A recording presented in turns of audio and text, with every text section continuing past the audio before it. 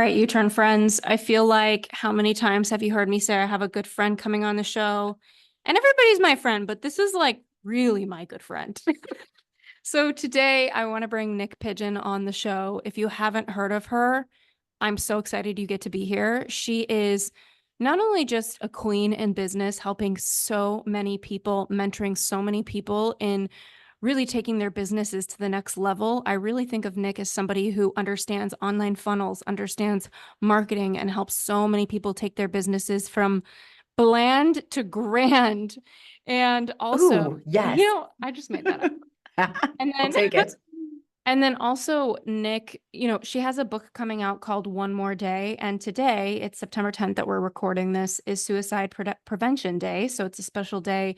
Niyc has a story where she's lost a lot of very close people to her through suicide. And she's a positive psychologist who writes about it. And this is definitely not her first book, but I would argue to say this is her most important one. Mm. So without further ado, Niyc, I love you. Thank you for coming to be with us. I love you. I'm not going to argue with you on that this is the most important book. I'm totally here for it as well. And I just feel like it's the most important work that I can do for the world right now.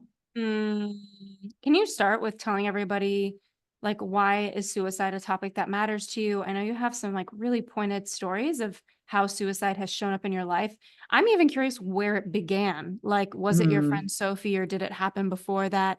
Can you just take us all on that journey with you? I mean, it matters to me, but it should matter to everyone. Like 77% of entrepreneurs struggle with their mental health and 81% do nothing about it. So this conversation about suicide prevention, it might sound dark, but it's actually the most happiest, joy-filled, hope-filled thing I've ever talked about because it's the most preventable cause of death that there is. And I lost three of my close friends who died by suicide. Most recently, Sophie. So she was Miss Great Britain. She was a Love Island reality TV star. Like I'm smiling talking about it. It's just, she's amazing. She was amazing. And before that, when I was 11 years old, had my own childhood suicide attempt. So that's where my journey started with mental health. And I didn't actually close the loop or realize it took me to write this book to kind of cast my mind back to realize just how much of a closing of the loop it's been to do this work. Because Mm. whilst that happened in my childhood, I never really thought about it, never really brought it into my day-to-day life. And it just feels like I've had all of these opportunities to be presented with processing grief or looking at what it is that helps us to truly live and build lives that are worth living because of these tragedies that I've experienced that I can now kind of transform to take out to help other people. Yeah, yeah. Take us into that moment that you were cheersing with Soph uh, Hmm. after a funeral of a friend. Like, how old were you? What was happening at the time? And what do you think happened for your friend that made her pivot into taking her own life?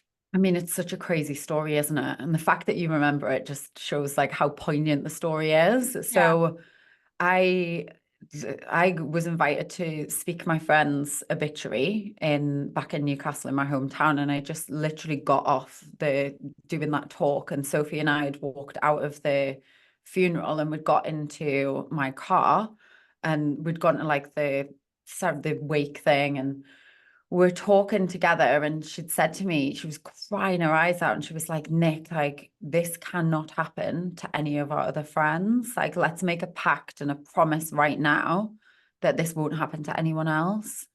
And that was back in 2014. 3 years later, our friend Sarah died by suicide. And then a year after that, Sophie took her own life as well. And it's really wild because there's a video of her online with one of the other Love Island contestants talking about online bullying and Mm. saying how bad it is and how important it is that we're actually having conversations to support each other and get rid of online trolling. And she said in that interview, this is the reason that so many people are taking their own lives. And I know that that's one of the things that she suffered with. It's like you have all of the fame and the celebrity, but there's also a dark side that comes with that. And you don't even have to be a celebrity, like kids. It's terrifying. Yeah. online bullying and what social media, there was basically the suicide rates in young people tripled Oh, with the wow. invention of Instagram. Wow. It's interesting because in life, I think we set goals, we want certain things. Um, but we don't really think about what it's going to come with, right? Like, um, maybe it's financial, like you want this thing, but it's going to cause you a lot of stress.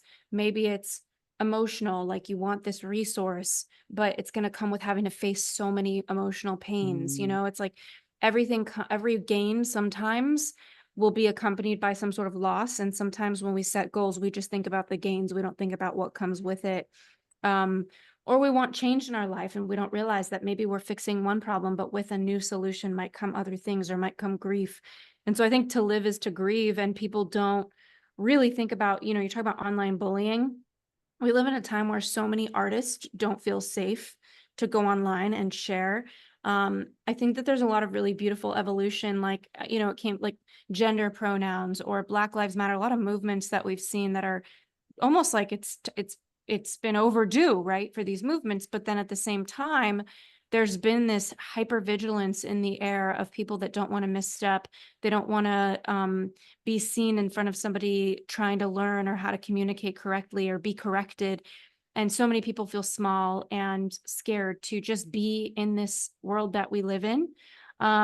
What are some ways that you recommend maybe noticing when your mind is going down the path? Because I imagine for a lot of people, there's a spectrum of suicidal ideation, Mm. right? Like I have gone into like existential thoughts where I'm like, what's the point of even being here? Like, but I've never gotten to a place of being like, so now I'm going to take these steps to take my own life. And I think a lot of people have gotten to that. And I almost wonder if that's totally normal to have these existential thoughts. So how do you start to notice when the world is starting to actually get to your mental health? Yeah, I think it's more common than we would like to think. And that's what's been really beautiful about writing this book and having these conversations is you realize that it's touched so many people. And whilst we don't want these tragedies and traumas to be occurring in the world, because it is preventable, it's also real life. And you realize what's personal is universal. And one of my favorite things is like talking to so many men and men opening up and saying like, I felt like this as well. I'm like, whoa, I have no idea that you felt like that. And Right. I think it's very connecting through that vulnerability. At the same time, I've spoken with some people who don't understand mental health, never mind understanding suicidal ideation. So I have some friends that are like, Nick, I just don't understand. Like this thing that you've built a career in, I don't get it because I never feel bad. I don't have mental health issues. And most people that I speak with have had some sort of challenge where they've gone through something, they've found it hard to get through a day, or they've had a hard week, or they've had a hard month. And the idea or the concept of positive psychology, it's not about being positive all of the time. It's about building coping strategies and helping yourself be stronger and more resilient so that if and when hard times do come around, you're able to actually create shifts within yourself and you feel more capable. You know that, yes, you might experience passive suicide.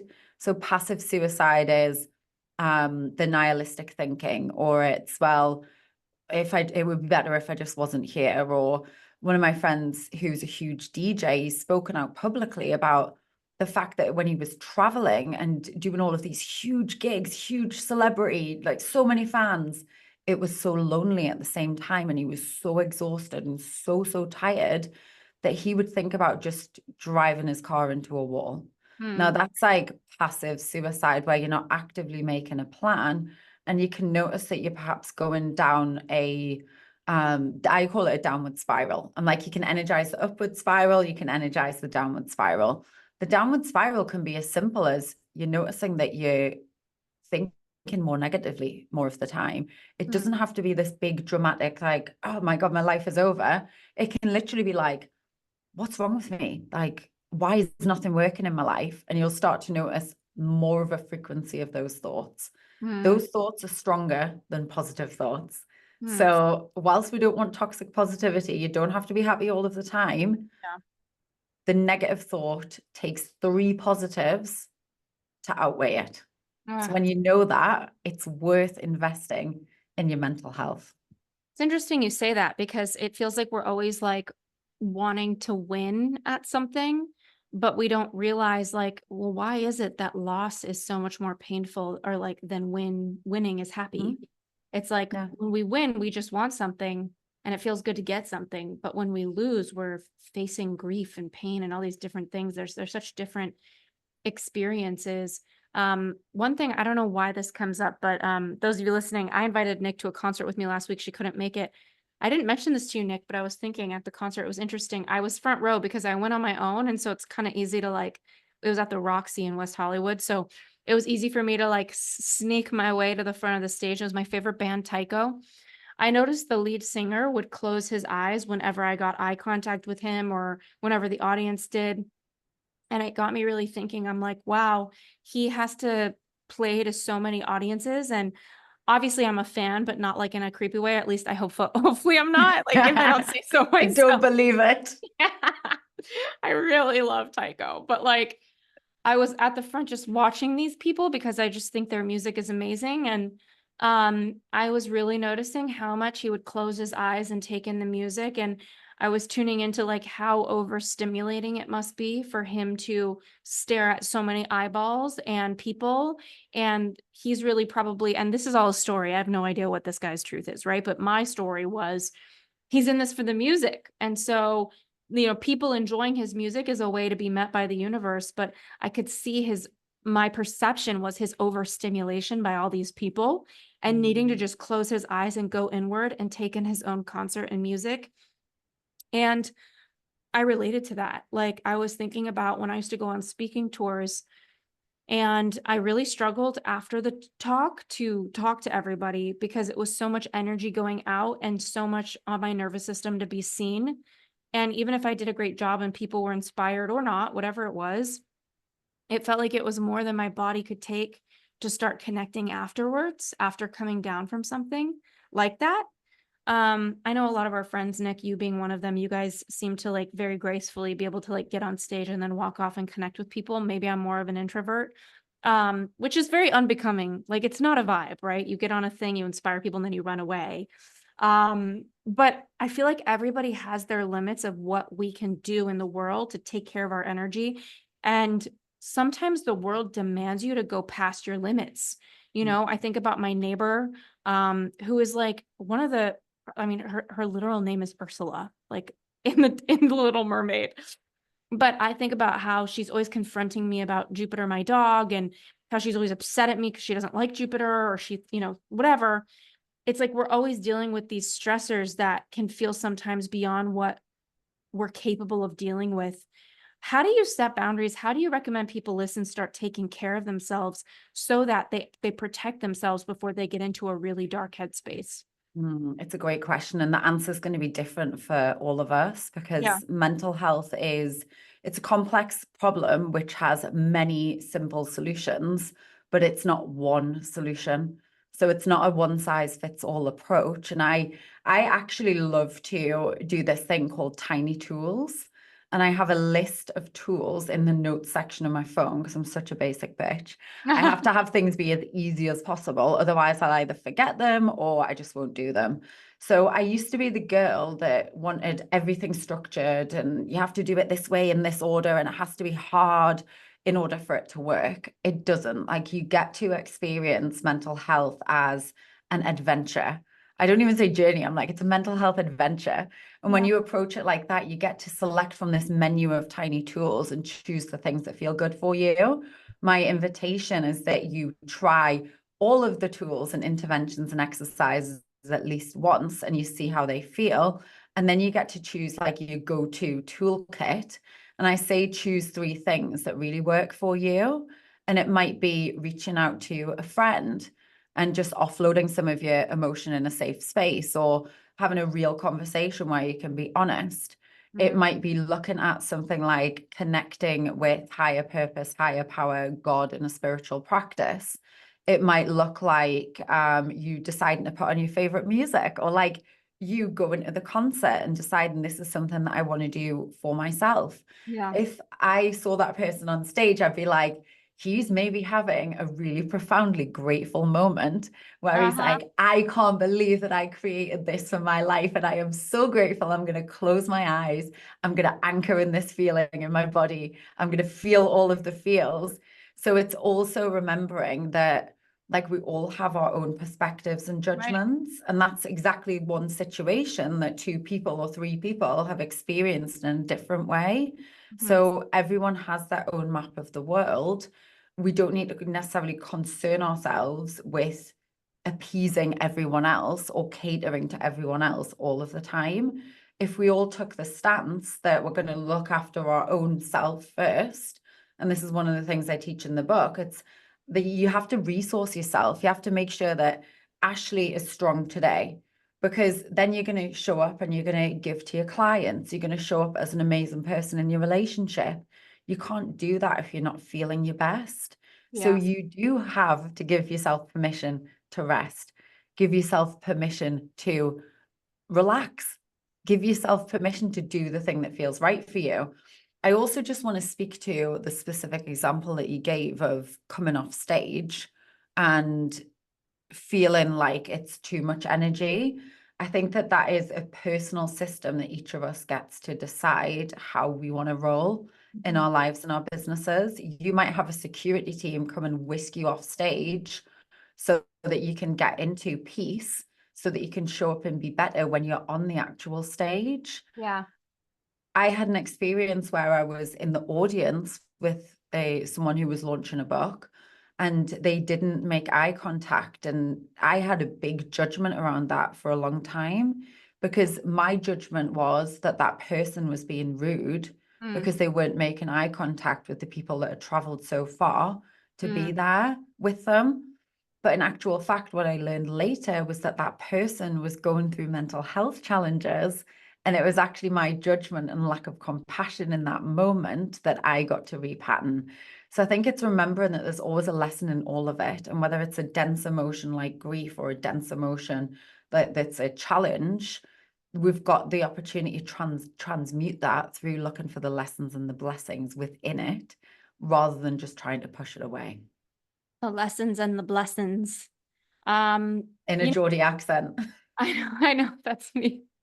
Trying.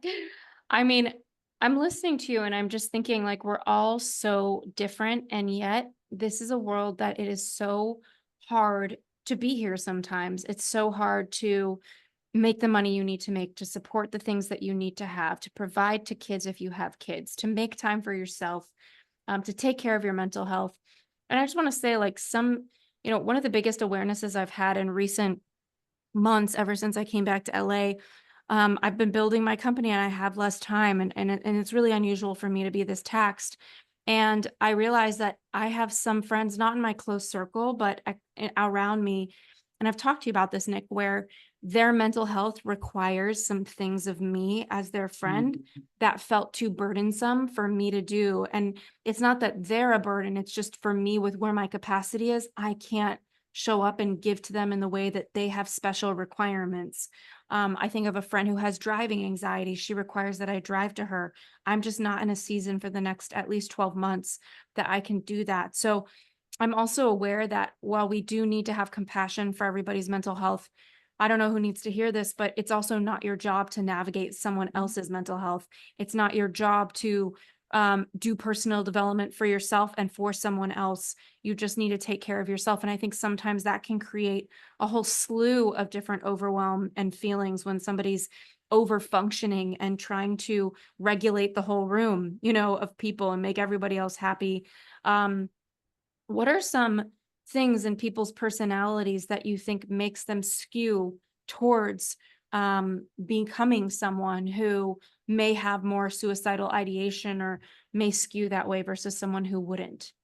I mean, how long have you got? Yeah. Because there's many different answers to that.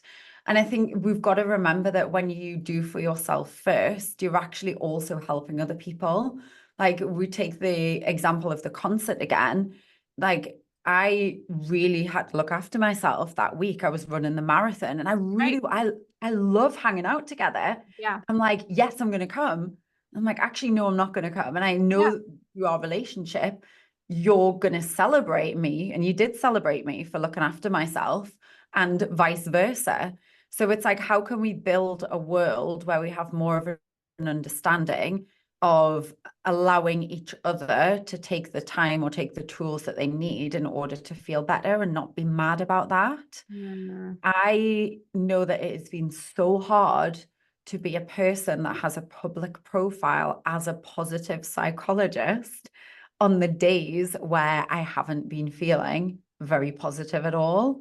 mm, And I think that the biggest mistake that I made in my early years in this career was to think that I had to show up and put on this front, mm, because that in itself was completely exhausting and it made me feel way worse. mm, So I think that you could have, like, if you've got mental health conditions in your family, then maybe you would experience more suicidal ideation.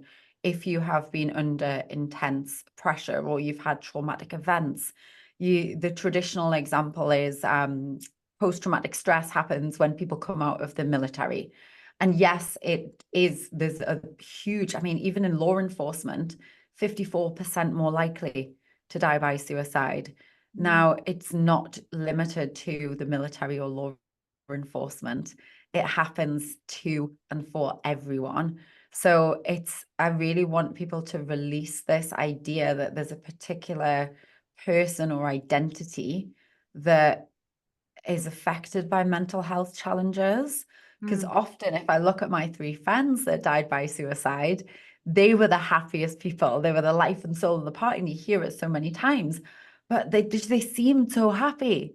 They seemed like they had it all figured out. And it's like, actually, it's just so complex that you can't tell who is suffering. And sometimes you need to remember to check on your strong friends as well as the friends that you already know are having challenges. Because sometimes the people that put on the brave face and just try and get on with it are the people that need the support the most. mm. That's so good. Okay. So I know that I was just reading some statistics before we popped on. I was seeing that suicide right now, it's named the 11th leading cause of death in the United States. I'm sure that number moves all the time. And that in 2022, there were 1.6 million suicide attempts. That means just about every 5 of 1,000 people we come across have attempted. Um, what do you do if you have a friend who you're worried about and you actually think they're genuinely like considering doing something like that? Because I don't know. I think about when I was living in New York, there was a girl named Chesley Christ. I don't know if you remember that one, Nick. Mm-mm. She was Miss New York, like Oh, maybe yes. 5 years ago. Mhm. Yeah. She was friends with all my girlfriends, and everybody just thought she was the sweetest, like the sweetest. And she was I think it was E! News reporter or Bravo, like one of those. And she just, the guy that I was dating at the time, he lived on, 42nd Street, like right by Times Square. And she lived one building over. She just jumped out of her building. Nobody had a warning. Nobody thought it would happen. And she was gone. And when we looked into it, she didn't share with just about anybody that she was going through that.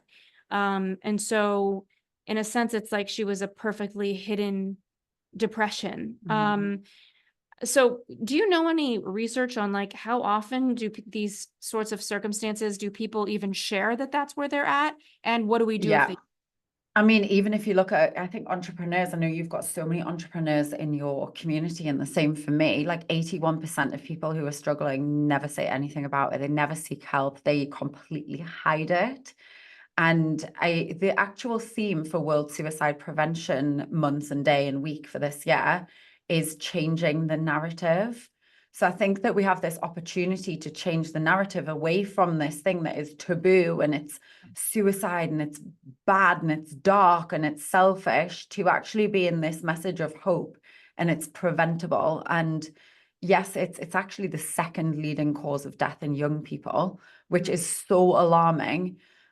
And it's moving away from these type of statistics and moving towards a vision where I love to say, like, remember when we used to go on planes? Like, I was born in 1987, so I was going on airplanes in the 90s.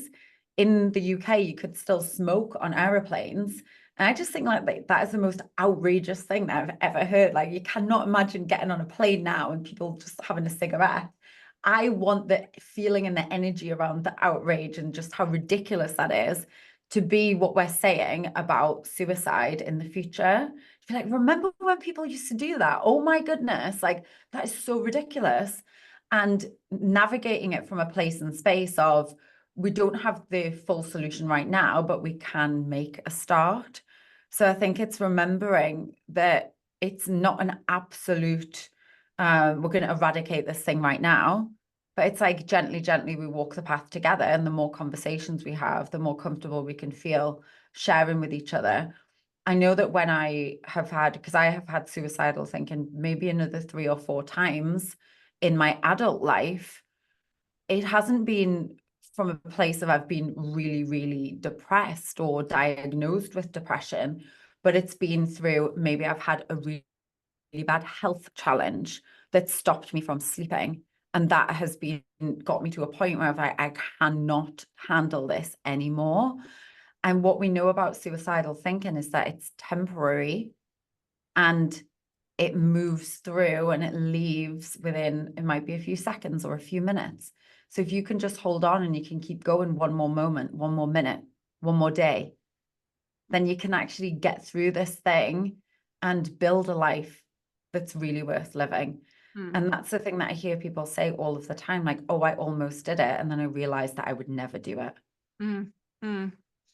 I know that a lot of suicidal, suicide attempts have been by men, particularly white men, seem to be leading the statistics. Is there any reason that you think that's the case? I totally fine if you don't. I'm curious because I find that to be so odd. Like, I think I read that almost 70% of suicide deaths in 2022 were white men. I know that we live, to me, when I feel down, and I'm not the right archetype to say this, because I don't think I've really sat in suicidal ideation, but the times that I felt like existential and like, what's the point of all this? It's been when I'm so stressed. I feel like I can't keep up with life. I feel like there's so much pressure on me to make life happen. And so I'm wondering if you have any thoughts about that. I also noticed that the majority of the deaths in 2022 were from firearms. So I'm guessing that means a gun. What are your thoughts there? Yeah. So if someone is struggling, I think you asked before, like, what do you do if you think that someone's struggling? You have to ask them. So we're getting away from this apathy or like, we don't want to offend anyone. You've got to ask them directly.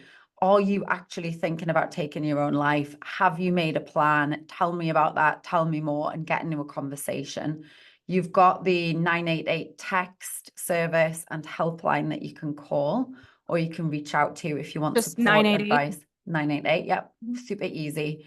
If you want support, a conversation, if you're in crisis, if a loved one's in crisis, also 911 and 999 in the UK if there is an emergency. There's so many populations that are affected. I mean, there's even a statistic. There was an article in Time magazine that wrote about young girls and young white girls. So young Hispanic girls are 30% more likely to die by suicide. Young Black girls are almost twice as likely to die by suicide. And the thing about firearms, it's like, does someone have access to lethal means? So if you're starting these conversations and you're finding out that someone is at risk or they're suffering or they're thinking about taking their own life, then getting rid of the lethal means, the access to the firearm is a first step that you can also take, making sure that it's not easy for them to carry out a plan. Now, my work isn't actually in crisis prevention. I team up with AFSP, which is the American Foundation for Suicide Prevention. They are amazing and they're doing so much work. They've got like Justin Timberlake is a stand for suicide prevention. Papa Roach, Carrie Underwood, they just did a song together. JT's doing a concert. So it's like people are talking about this, they're a stand for it. And they are I just love the work that they're doing to raise awareness and help people in crisis. The work that I do is preventative. So it's looking at movement, it's looking at meditation, it's looking at conversation, connection, building hope and optimism, devoting yourself to yourself. And through those steps, how can we actually combine forces with the Samaritans, with AFSP, with the crisis intervention organizations, so that we've now got a fuller picture. And Mhm. it's not just wait until it gets really bad and then we'll intervene. It's Mm. actually, no, like, let's do something now, today, in these next few moments together to help each other. And it's going to be way more enjoyable along the Mhm. way. It's like, okay, this is the second or third leading cause of death, depending on the stats at any time for people who are 15 to 29 years old, if not younger. I know there's one death every 10, 11 minutes by suicide. Um, when you think about these things you were sharing, like movement, meditation, sometimes it feels like freaking piss in the wind for when you talk about something this big, you're Yeah. like, how the f- are you going to move your way out of these deep of thoughts? Uh-huh. So can you talk a little bit about, let's say somebody right now, they're listening and they're like, I don't think I would attempt, but I just need something to get me out of this mindset. Yeah. So you talked about movement, meditation. Can you share a little bit about what are those low-hanging fruits that really make a world of difference? And I know I'm like double questioning you, but the other piece of like, how do you ask people how they're doing? Because I imagine if I was thinking about committing suicide, I don't know if I would tell people if I really was thinking about it. Mm.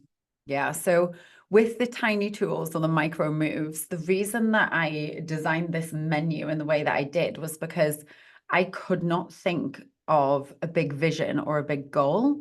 Like, you know what I'm like, big business, like big goal, unstoppable success. Like, when your head is in a place where you cannot literally think outside of that thought or that moment, there's no way you can think about a big goal. So the way that I managed to create these shifts was, what is the gateway, or what is the easiest access to feeling a tiny little bit better in this moment that I have right now? And sometimes it just felt so hard to go and do a workout, but I knew that I could go for a walk. Mm, Or it felt so hard to do a 20-minute meditation, but I know that I could do 3 minutes of breath work. So mm, it's like, what is the thing that you could do right now that you feel like is a first step? Playing your favorite music. I had a friend reach out to me this morning, say that she doesn't feel good. And I said, right, like, here's a playlist. It's my ice bath playlist. Put it on right now. I'm gonna put it on as well. And we're gonna do, like, this shamanic shaking where yeah. you shake out your whole entire body. I said, let's do this for the first two songs. Then the next song, I love to play it really loud and I love to sing. And we kind of did it together. So that created a shift for us both, actually. And it was really, really fun. We had such a laugh doing it. Mm, Um, if someone is really in it, then you need to refer them out. If mm. someone is actually talking about making a plan, or that they don't want to be here, then you call a crisis line, you 988. activate, yeah, Okay. 988. There's a bunch of different ones, but that is international. You can also text as well. So I think that it can often be hard to have conversations. And in the book, I've shared some really, really simple conversation starters. And you and I use these, like, how are you? And it's Yeah. like, oh, I'm great, I'm good. I'm like, well, you actually, we're both full of shit here, because how good are you really? I, Like, I how, self-corrected in my defense before we hit yes. record. Nick was like, how are you? I'm like, I'm good. Actually, I'm like stressed. I'm not so great. Yeah, and it's like that default, isn't it? And if we're all just running Yeah. on autopilot, like Yeah. Danielle said to me before, she's like, how the fuck are you really? And I'm like, oh. And then there's like nowhere to hide, and you've really got to think Yeah. about a considered response. Another one that I love is, how are you feeling on a scale of 1 to 10 right now? And just being able to give it a number and say, well, I'm a 6. Like, okay, cool. Like, why do you feel like you're a 6? Tell me. So it's starting to get more specific and clear about the way that we communicate with each other. And just knowing that there's so much richness in that. Like, I feel closer with you Yeah. because we've navigated some really gnarly stuff. Like, we've had so many amazing times. Yeah. And I feel so much closer to you because of the tough stuff that we've gone Yeah. through as well. Yeah, there is a lot of emotional safety when somebody shows you they're not just around when it's honky dory. Mhm. And it's interesting. There's such a big difference between, and this kind of plays into this, is a connection versus a relationship. I feel like I was in my 20s and I was dating, I would overvalue a connection. Like if something was really deep with somebody, I felt so seen, I felt so understood. I'd be like, this is somebody significant in my life. But what I found as I've gotten older is it's my relationships that are really significant. It's not to downplay the value of a deep connection, but there have been so many deep connections that disappear, that don't show up, that don't write back, that just don't have the capacity for me in their life. And it's been heartbreaking. And so one of the changes for me when I really need support is not just looking at who I have a connection with, but who do I have a real relationship with? Two people that have mutually invested in a way that shows me that I'm safe to turn to those people. And I'm not the most private person, and I've gotten to know a lot of close friends who are very private. And they've really taught me like not everybody is worthy, but not everybody has the right to hear your story and to hold you through hard times. I know that the suicide rate increased in 2022, and I guess that's the most recent statistics There's to, 2023 as well, it went up oh, again. is So there? they've Yeah. just said, yeah, it's the worst that it's ever been. So whilst there's all this research and whilst it's the most hopeful that it's ever been in terms of what we can do, it's also the worst that it's ever been. So now is the time for us to actually make a change. I don't, I have no research on this, but I do find as somebody who has suffered from anxiety in my own ways, I've found that a lot of anxiety comes after an incident.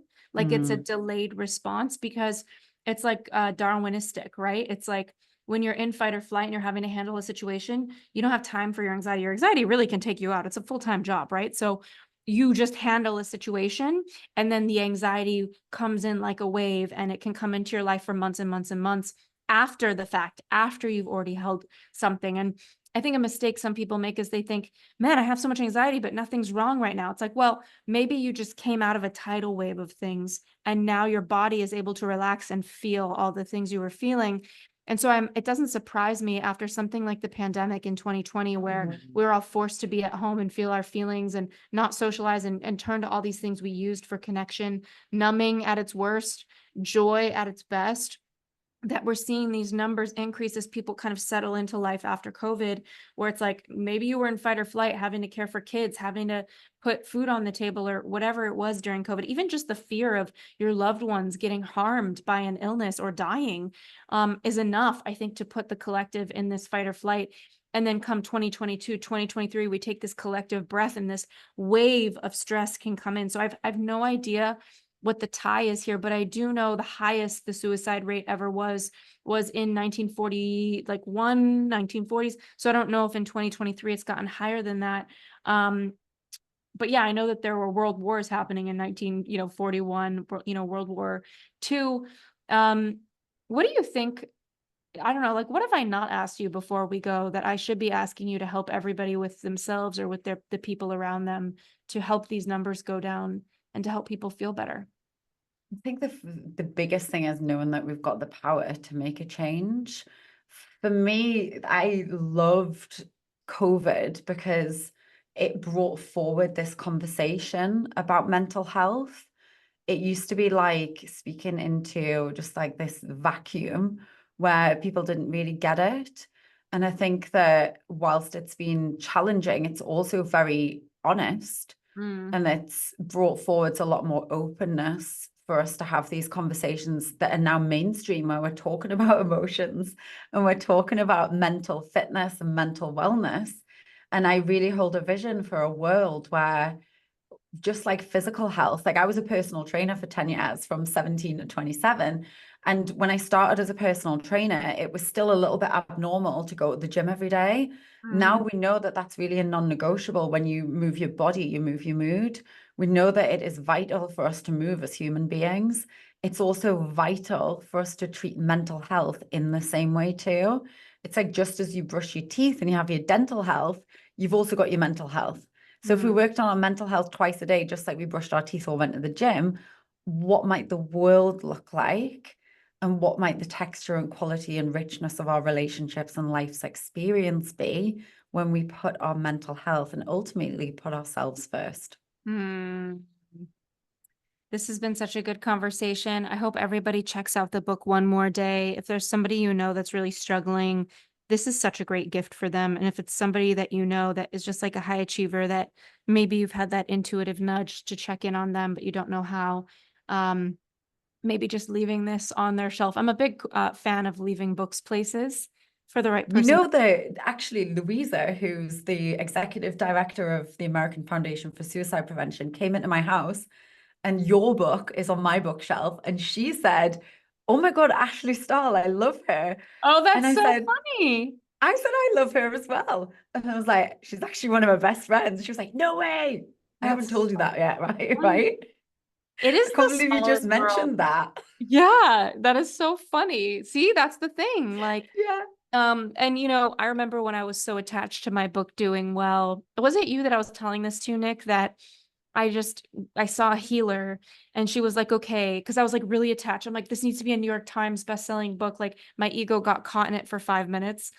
And then she was like, let's just go on a magic school bus and picture your book driving around the world wherever it goes. And it's just falling into the hands of the people it's meant to be falling into. And so whenever people tell me what you just said, I picture like, oh, my book made its way into her hands. How cool. And it's like the magic of the world. So, where can everybody find you, Nick, and learn from you even more? So my website's nick.com. I love hanging out on Instagram most. I'm fond of a voice note on there. And then the book's at onemoredaybook.com. Perfect. Thank you so much for coming on. I love this. I could just hang with you all day. I mean, we literally do.